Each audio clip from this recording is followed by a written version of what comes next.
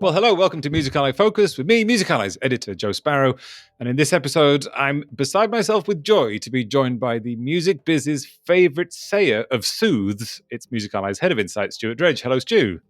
Hello, what an introduction that was. You're welcome. Goodness.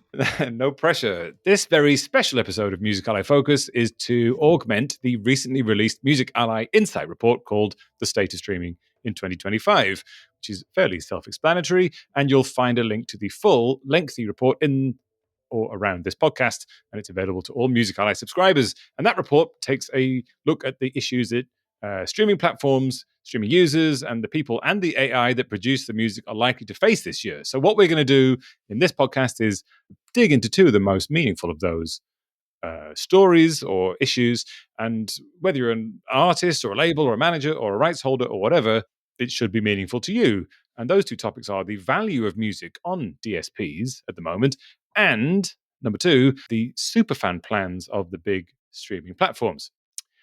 So, Stu, this feels like a perennial topic, but it's sort of coming to a head at the moment. It's the value of music on streaming platforms, not just about the ongoing subscription price rises, but those ad-supported tiers, the amount of money that works its way through the system, and the sort of the loud gnashing of teeth noise that we're hearing behind all this by various parties.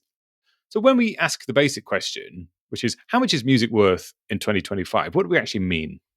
Yeah, well, there's this stat that intrigued me. It's this idea of the contrast between Netflix and streaming. So a Netflix standard subscription cost $9.99 a month in 2013, the same as a music subscription at the time. But now that Netflix sub will cost you $17.99 a month, and a streaming service costs you, well, $11.99, maybe $10.99. So it's a really kind of brutal sort of illustration of how the value of a video subscription has gone up by this much, and a music subscription has gone up by not very much in comparison. So I kind of think labels have a point when they grumble about this and say, actually, music is being undervalued. Look at how the price of a Netflix sub has gone up. Is that the right comparison point, though? Because, I mean, yes, I think we can agree that $11.99 a month is not very much for access to an infinite amount of music, but you consume music in a very different way to television, which demands attention in a different way. The rights issues are completely different around video streaming. There's no video platform apart from the pirate platforms, which I absolutely don't use, that have everything in one place. So, like, is that the right way to argue that music should be priced differently? I think labels have a point when they say, well, hang on a minute, that's grown by this much. Why haven't we grown by the same amount? And asking that question. I think DSPs have a point when they say, actually, yes, music is not the same as video. If Spotify suddenly jacked up its price to $17.99 tomorrow, bad things would happen. I think people would go, that's too much all at once. So we're in a point where people can't just suddenly reassess the value completely and add on $5. But I do feel, writing a report, one thing I felt was, I do feel like the industry is happier with the direction of travel for subscriptions, in that there have been price rises. We're going to talk in a bit about super premium tiers, but that's all happening. And in a weird way, I think what their labels are unhappy about is what's happening with free ad-supported streaming, and that seemed to be the big grumble around the IFPI's report this month, when people were saying, actually, the problem is there's not enough money coming in from the free tiers. People weren't complaining so much about subscriptions because I think they see that the prices are going up slowly and there's movement in figuring. But I think to your point, to your question, which is always a good thing to answer your question. I think if we're going to, we've talked about this before, I think if you're going to increase the price of a streaming music subscription, I think the key is having stuff that makes that price-wise worth paying. And so I think that's the key, is like, what are people going to get? Rather than just, it should go up by this much because it hasn't gone up for a long time. I feel like the conversation with subscribers might be, here's the new stuff you're getting, here's how we're improving all the new things, and by the way, the price is going up to reflect that. Does that mean that the music industry as a whole, and perhaps with a strong pointed look at the major labels and the DSPs simultaneously here, is that they're not doing enough to persuade the general public that music is worth more money? Because if what we're saying is well, the platforms need to like really add some new stuff in to get people to pay more, that's admitting, isn't it, that the ceiling for the amount that people will value music is around about $11.99 a month, and that's only got to $11.99 after many, many years of it being at $9.99. So is like, is this, to put my devil's advocate hat on, is this just continuation of reaping what was sown in the 80s and 90s when record labels had people by the scruff of the neck and were making them pay whatever they said for music, and then all of a sudden piracy upended that shit and completely reduced the price of music to zero? I don't know, because I mean, how many of the people today remember that? I'm not sure there's that lingering kind of, But the value was reset yeah. relatively recently at zero, wasn't it? And people also are aware technologically of how easy it is to get access to zero priced music, right? So that's sort of that's a reality now, but that's the reality for all information and data that's passed around online, right? Which is what music is. So is this not just or at least partially, the ball is very much in their court to say, why can't you just, like, why are you struggling so much to prove to people that music is worth more money than this? Yeah, which, I mean, with my glass half full, I would say this is a challenge to attack. Right. Well, let's figure it out. Let's try, what will people want? What more features can be added? Like, I don't think giving up is a good. I don't think giving up is the answer. But what I'm saying is that, like, what more features can be added? Sure, like, I can see the value in that, but ultimately, then that's like you're paying more for the other features. But the music itself, the value retains the same. I feel like this is quite this is almost the issue that we've talked about, you and I, a lot, and people are not really getting to grips with, which is, like, people are not willing to pay more. Like, if you ask a bunch of people, like, if I doubled your Spotify subscription overnight, would you be happy with that? The answer would be absolutely not. And you can come down to, like, well, okay, what if I added €5 on? They're like, oh, still quite a lot. So, like, the threshold, it's like, it's the whole price of a cup of coffee thing, isn't it? Like, they're not really willing to pay the price of 2 or 3 more cups of coffee per month for infinite music. So there's, like, a real perception issue there, isn't there? Yeah, and maybe this, I think you're right. Maybe, like, for mainstream lean back music listeners, there is a value. Like, okay, what's the value of me being able to play music whenever I like, have all these nice playlists? Yeah. But I think we both know that maybe the core of that for music fans, music lovers, is I pay this and I get access to everything and I can discover anything and listen to things. But then what's the value I pay on top of that for the people I love, to the people I love? And I still think there's so much to investigate there. And that may not be Spotify making that money. It may be the artists making that money in different ways. It may be other people. But I do think it does feel like there is, I think you're right. For casual mainstream music listeners, there probably is a ceiling beyond which that's what they pay for music and that what they're happy with. But I do think there's lots of potential for experimenting and figuring out clever new features, like I said, but also ways that make you feel like you're giving more money to the artist you love rather than just to a streaming service. And there's just, I feel like we've barely scratched the surface of how that can be done and what can be done, how much people might pay, and how friendly it is to the artists and to the fans.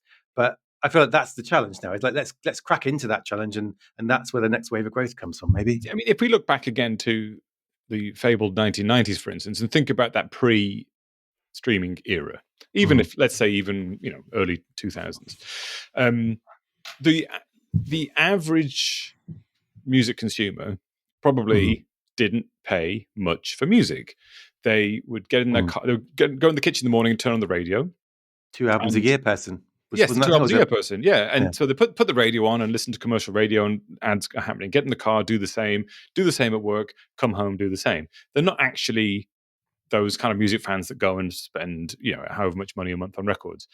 And now it's a fair assumption to say most people are the same, right? They consume music in the same kind of hands-off way, like switch it on, listen to it. So why would they be motivated to pay? And is there a sort of case to say, well, we just don't look at those group of people, and they're gonna listen. They're gonna go to YouTube and stream it, air quotes here, for free. They're gonna find, they're gonna go on TikTok, and there's just infinite music on TikTok, albeit in little snippets. Like, they might be okay with having AI generated music playing through their Amazon speaker. Ultimately, should there be a mission that a lot of people just don't value music? Maybe, and that's why I think this debate about ad-supported tiers is really interesting. And there's two aspects of that that are kind of rattling in my brain at the moment. I'm not sure I have the answers to them, but they're questions I have. So one is, I think Sony Music particularly has been talking about this idea of charging for the ad-supported tiers, which the logic partly seems to be, well, Netflix has ads in a subscription model, so why can't Spotify? Yeah. The problem with that being that Netflix introduced ads to something people were already paying for, and then said you can pay more to get rid of the ads now. That's a different dynamic, a different challenge than making people who don't pay now suddenly start paying. So that's difficult, but it's being talked about. But the other thing I think is this sense that all those people who are on free tiers, free streaming listeners, maybe DSPs should be doing a better job of making money from advertising. And again, I feel like maybe that is something where we've kind of scratched the surface in that it's quite a difficult time for advertising at the moment. Like the global advertising market is a bit wobbly because of all kinds of economic reasons. Yeah. But equally, there's a trend of more money coming from other kinds of advertising into digital audio, and that's good for streaming services. And so there's growth to be found there for those people you talk about. I think the people who don't want to pay at all, there's probably more that can be done. And I think the IFPI launched earlier this month. Again, Sony Music, Dennis Cooker there, he was talking about this and saying, look, I think there's a lot of things they could do to make more money from free music. So I think, again, I get what you're saying about some things maybe aren't going to change, the way people value music. But I do feel there's a lot of things that can be tried to get more value out of those people, out of their listening, even if that value is coming from the advertisers they're hearing in this case. Yeah.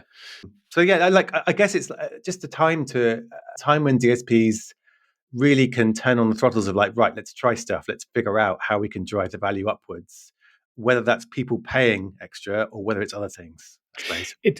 One of the things here then is that we're sort of entering into a phase where these music streaming platforms are going to become more like video streaming platforms in the sense that they have tiered approaches to access to the content. So you could even say, okay, there's an ad-supported tier, but you have limited access to music. You can't fast forward or rewind, for instance, or something. The limitations on how you interact with the platform. You have maybe a low price tier which still has ads, but it allows you to save so many playlists. And I can see how you can structure that. And then you have like the pro level where you can be a DJ. You can use the stream to DJ. You can have high def audio if you're the kind of person who thinks they can hear a difference. So with all these like potential future different tiers of access, it definitely seems like there's a way to create more income and perhaps even provide new levels of service for everybody, which we'll talk about in a minute. But that fundamental idea of how much is music worth is still not really answered there, is it? Because that's essentially you're paying, how much is these different ways of interacting with music worth, the platform access. Is that idea then the value of music? There's a final question for this section. Is it something which is a bit of a bit of a question that we're not getting right in the sense? Is the narrative wrong around that? Because an artist is going to say, okay, someone who's not getting paid a huge amount from streaming is going to say, well, okay, you can, if you bring on average an extra €2 per user, that's not really going to affect my bottom line very much. Yeah, maybe. I mean, I suppose the issue with the value of music has always been that streaming capped it for everyone, didn't it? It set one value of music, which was $9.99 a month for everyone, whether you're the most rabid super fan or the most casual listener. So I think moving beyond that to the really obvious thing that music's value to everyone is slightly different. I mean, and for there to be business models that acknowledge that, that's definitely progress. Without it, and I'll get onto this in a minute, but I mean, without that involving rinsing super fans for all their worth because you get more money out of them. But yeah, I think it is. It's just a how long is a piece of string question. So let's unfurl the string. Ooh, thank you for completing that analogy. That's nice. You can tie that in a bow there. Very nice. Thank you, Stu.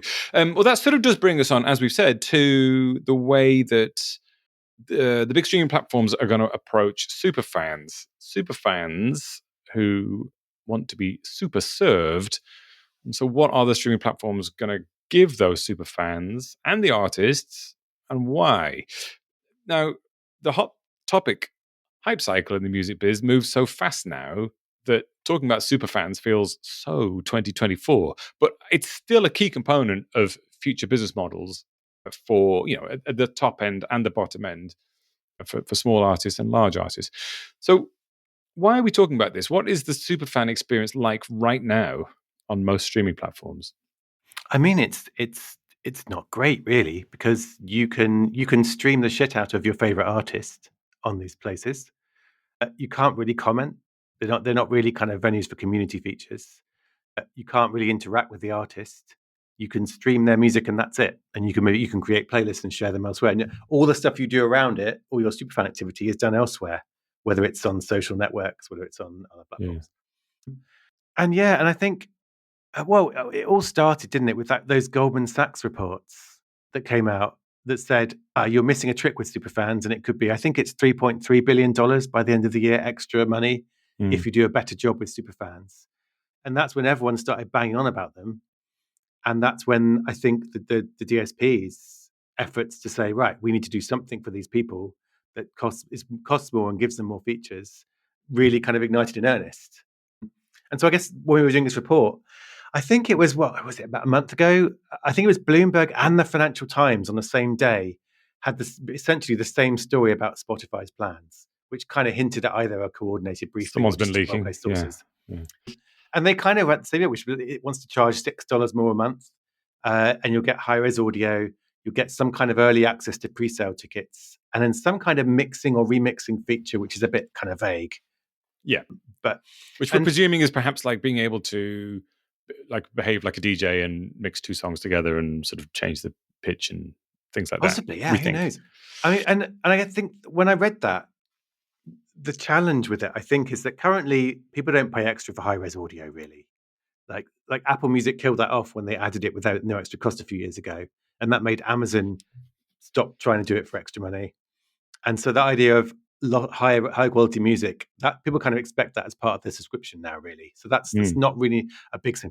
And ticketing is quite complicated. Like there was this earnings call with Live Nation recently where he was talking about, they're all talking to us about wanting to get pre-sale inventory of tickets, and he was saying it's going to be expensive and difficult because those tickets are in demand. Like brands want to do offers with them.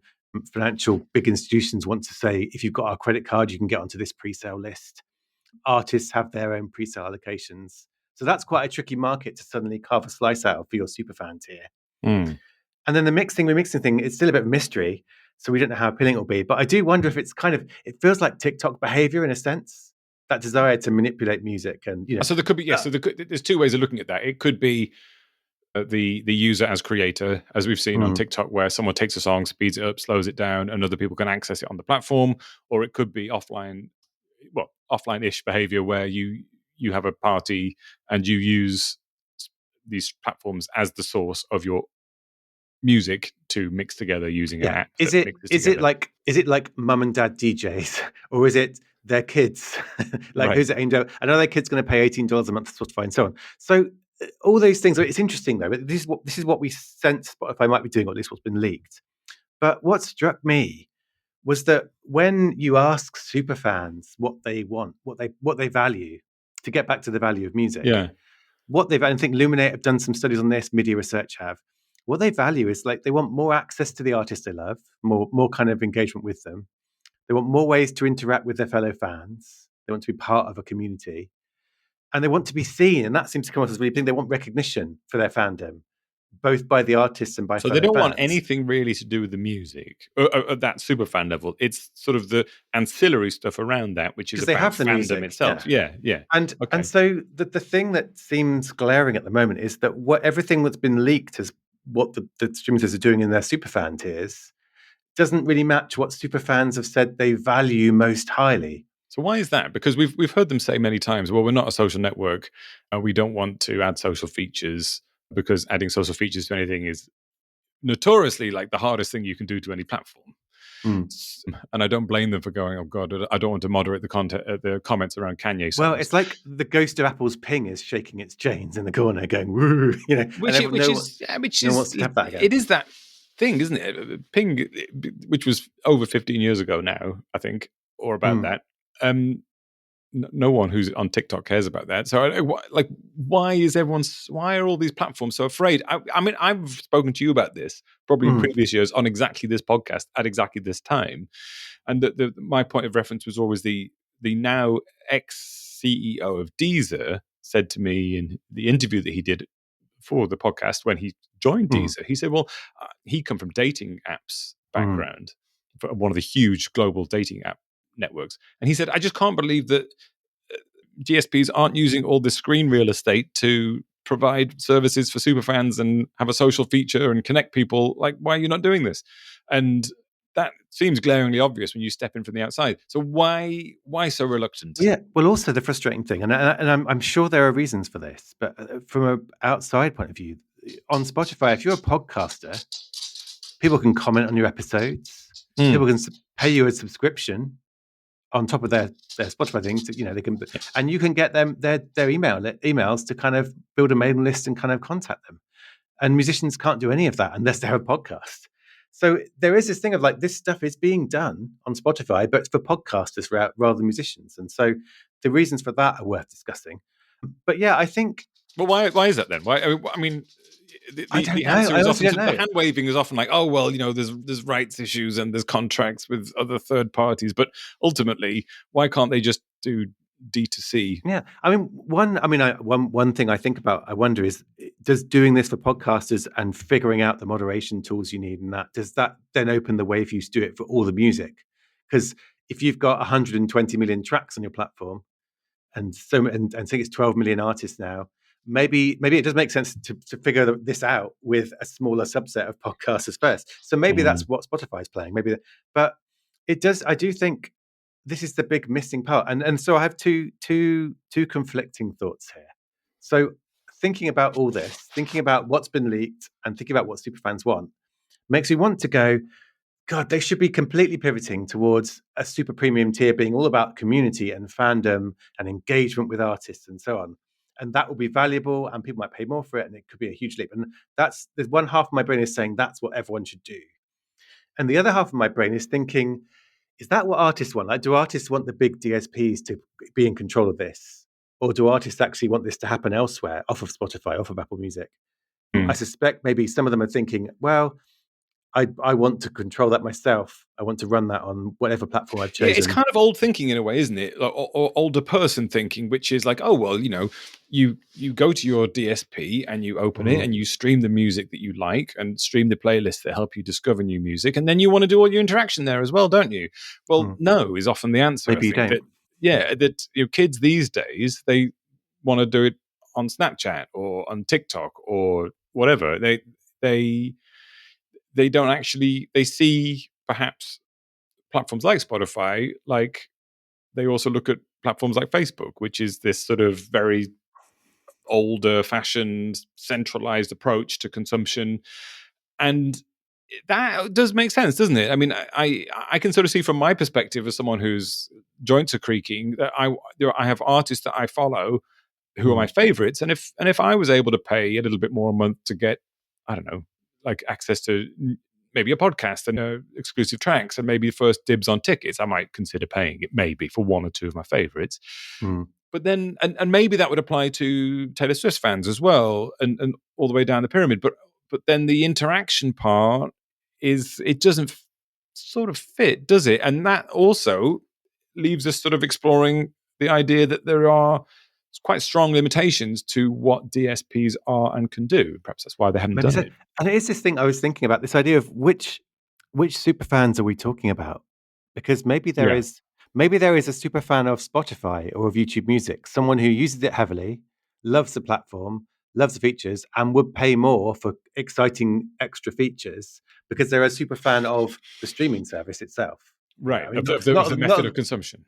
Yeah, like like Apple News Plus, for instance, where you pay and you get extra subscriptions in there with your. Yeah, so maybe there's a group of people who are super fans of the streaming services. Not that they walk around with T-shirts with Spotify's logo on, but you know what I mean, like the hardcore Spotify users who would pay more for more features. But when we're talking about super fans of individual artists, maybe that you're right. Maybe that doesn't have to happen on Spotify or Apple Music. Maybe that can. And I think there's a really good. So Mark Mulligan at MIDI Research has been doing a lot of talking about this recently. His bifurcation theory, Mm. and this idea of like actually there were these platforms, and I think he mentioned SoundCloud and TikTok and YouTube. You might put Discord in this as well. Like these places where the fandom is happening, Yeah. and for a whole generation of artists and fans, perhaps that's where all that will happen. And that's it's going to be a parallel industry or parallel kind of space. So maybe if you're Spotify, you don't have to do all that. Maybe you do just go down what will persuade someone to pay $6 more for Spotify? Well, okay, we'll give them stuff they like.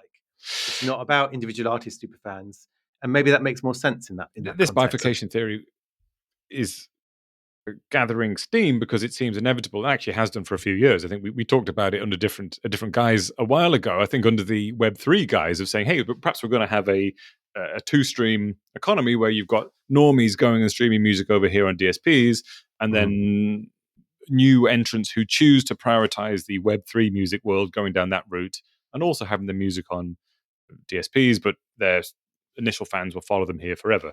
And okay, no one talks about Web3 much anymore, but it's that concept, isn't it? Which is you have like essentially the people who turn on the radio in the kitchen in the morning over here, and the people who are really into music over here, and that feels about right. It definitely feels like you pick a side as a fan, in the sense that you can be a super fan of one artist over on this side, and yet sort of be just a generic consumer over here who consumes in a fairly hands-off way.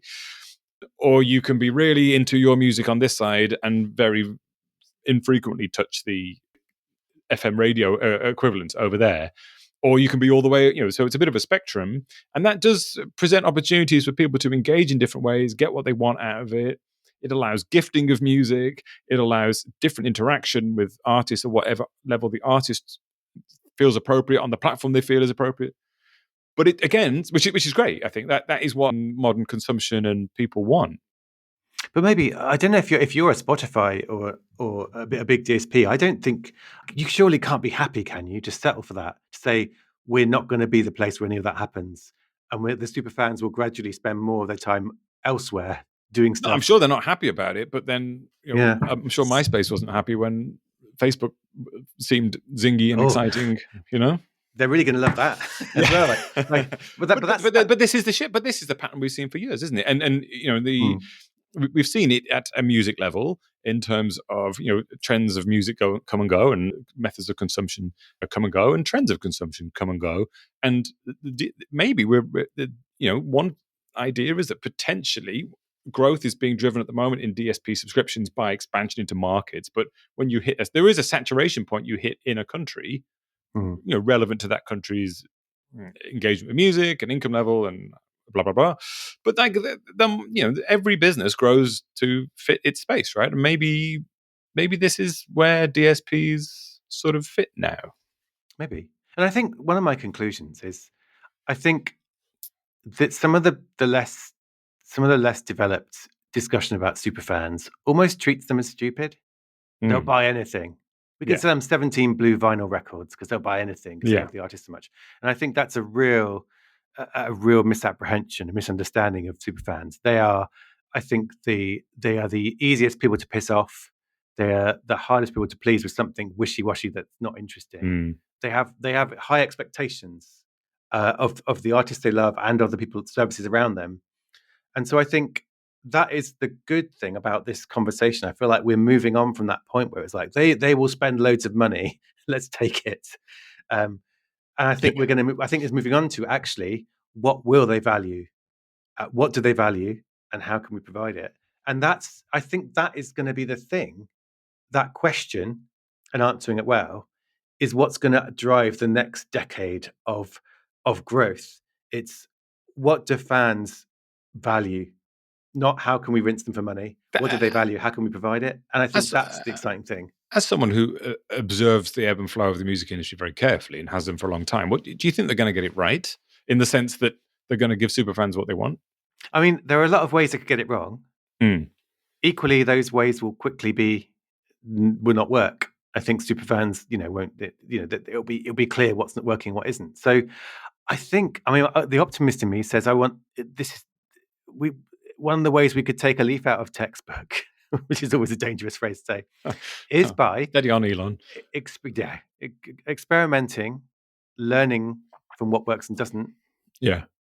Understanding. I feel like I'm spouting cliches now.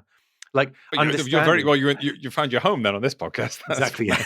And understanding those fans, and that's the thing. I mean, there's been so much work gone into understanding the fans in the last 10 years or more, and there's still so much more to do. I think in terms of talking to people and saying, well, and I think that's why.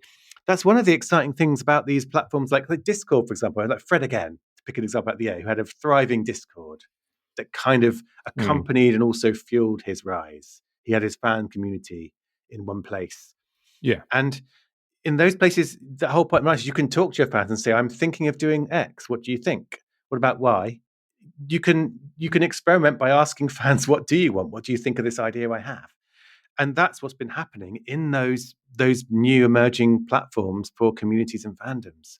So I think if the music industry can look at that and go, right, this is the model. We talk to fans. We find out what they want. We test things on them. We say, we're thinking of doing this.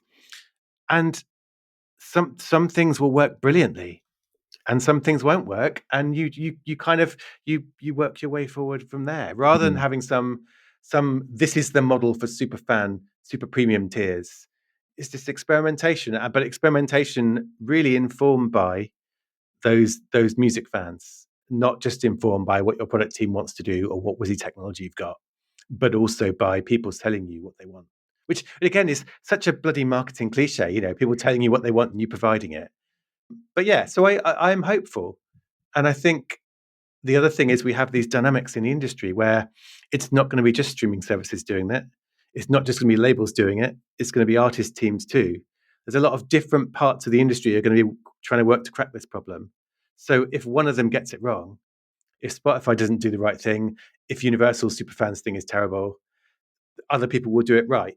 So I think that's the good thing is we have multiple different groups of people working on this problem, and some of them will succeed and will do cool things that serve everyone well. Yeah, I mean, the inevitability of this is that superfans have to be better served in some way, and it can't be fragmented across the internet as it is at the moment. It will likely live in pockets across the internet, like you say. Fred Again's community grew up on Discord, and that's fine, and they'll probably remain there now. And that doesn't work for everybody, but it does feel that there is a sort of centralized piece missing, and that will crop up at some point.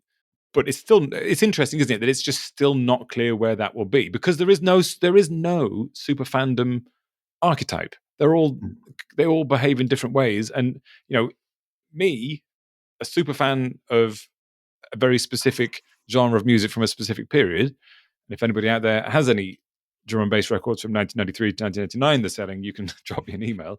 But that's my super fandom, and I'm working completely in the secondhand market of vinyl, right? But that isn't served by any platform other than Discogs, really. But then you've got super fans, Taylor Swift super fans who will go and buy 7 different types of vinyl to put them on a shelf, and you have other super fans of emerging artists who will go to every gig that band does because they just love this small band. I mean, these are so, the behavior patterns are so different, aren't they? And the only thing that unites all that is communication. So I wonder if at some point there's going to, like as you said right at the start, it's all going back to the connection with the artist or the sort of the thing that they're super fanning over, and how that is served to them. Is the answer is the answer to all this that super fandom is best served by basically email and messaging apps? Well, maybe. But also, here's the other thing. Maybe this is an argument for streaming services will be thinking about and considering, but it maybe goes against some of their instincts, is perhaps this stuff will happen in pockets. Perhaps it will be happening on mailing lists, in messaging groups, in Discords, in all these different places. And maybe what a streaming service there's a mainstream radio, streaming service, maybe what you need to do is do a better job of linking to all these things and drawing them in. Yeah. So how could a Spotify or an Amazon Music, I'm trying to mention each one of them rather than, you're very share the neutral love here. Like, what could they do more? Could they pull in stuff from Weverse where there's all the K-pop fandoms? Could they be pulling in and pushing people towards the Discord of Fred again? Like, how could they do a better job of saying, you know what, we don't do all this and we don't do this deep fandom stuff perhaps, but we're not going to pretend it doesn't exist. Actually, one thing Spotify does have is that it has the data. Like Spotify will know the minute I have crossed over from being a casual listener to someone to being a fan, because I will have streamed someone this many times in this many days, so on. Like it can identify those people who are loving a particular artist. So maybe one part of the recipe in the future is just working better with all those outside things that artist is doing, and then pulling that back in, like pulling some of that conversation back in. So you're right, because for Spotify users, of which there are one or two, the company knows when a user might be a super fan and the user doesn't realize it, right? So then they could hypothetically go to the artist and say, hey, this is a super fan who doesn't know they're a super fan, and what super fans crave is connection with the artist, so you could pay us a bit more and have access to this person directly. Maybe, or maybe just a case of like when they know I'm a super fan, they can go, by the way, did you know that Courtney Barnett's got a Discord? I don't think Courtney Barnett's got a Discord, but, or do you know that this person has got a page? Like, and this kind of happens on Spotify more than anywhere else, I think, where they have artists can have their links to their crowdfunding, and they can promote merchandise. But I wonder if part of the future, if these platforms are not going to go full bore into the we're going to be the place the fandom happens, how can they work better with these other places where it is happening? And not just pushing fans out to it when they're at the right point, but also what can you pull in from these places? There's a conversation happening over here on Fred Again's Discord about his next tour. How can that be surfaced within streaming service? And then, but I feel like but that requires a very open mindset of we're not doing it all, and we're going to integrate, and we don't mind if people go and spend time over there rather than us. And there's an argument maybe that's not in the core interest of the streaming services right now. Like it needs a bit like a long time ago, Spotify had a big developer program, and all these developers making apps within Spotify, and then it got shut down because it was like, actually, we do all the stuff. We don't really want third party people in here doing stuff. We do it all, and that is the DSP mindset. I think is that we do it all. If we don't do it, we kind of don't pretend. We pretend it's not happening, and that maybe is the thing that could change. And then, like you say, this stuff will happen in pockets across the web, across mobile phones, wherever it is. But the streaming service could be at the center, and it could be driving people to those places. So that would be quite an exciting future, I think. Stu, you're promoting synergy there as ever, which is, I believe, your want. But yes, it's definitely an unsolved issue, isn't it? And it's not. It's also not clear how that space is going to pan out. But it's definitely going to be like the clear thing here is that the fans are not being served the way they want, and therefore change will happen. And it will be fascinating to see, like, if there is any progress in a year's time. Where we'll be, because there has to be some sort of, I feel like there has to be some sort of change there, or maybe not. Anyway, thank you, Stu. And if you did find that chat useful, please do share the podcast on with someone else who you think will get something out of it. If you are a Music Ally subscriber, you can access the full report below this podcast. And if you'd like to get in touch with me, I'd love to hear from you, especially if you have those jungle records I'm seeking. Email me at joe@musically.com. And don't forget, we also have a free weekly email called The Knowledge, which rounds up bits and pieces from across Music Ally's wide range of services. So sign up and impress your friends. A link to that also in the description. Well, Stu, it's been a rare pleasure to have you on the podcast. Hopefully not too long until the next time. Good to see you. Good to see you too. And thanks for listening, everyone. I've been Joe Sparrow. He's been Stuart Dredge. And until next time, farewell.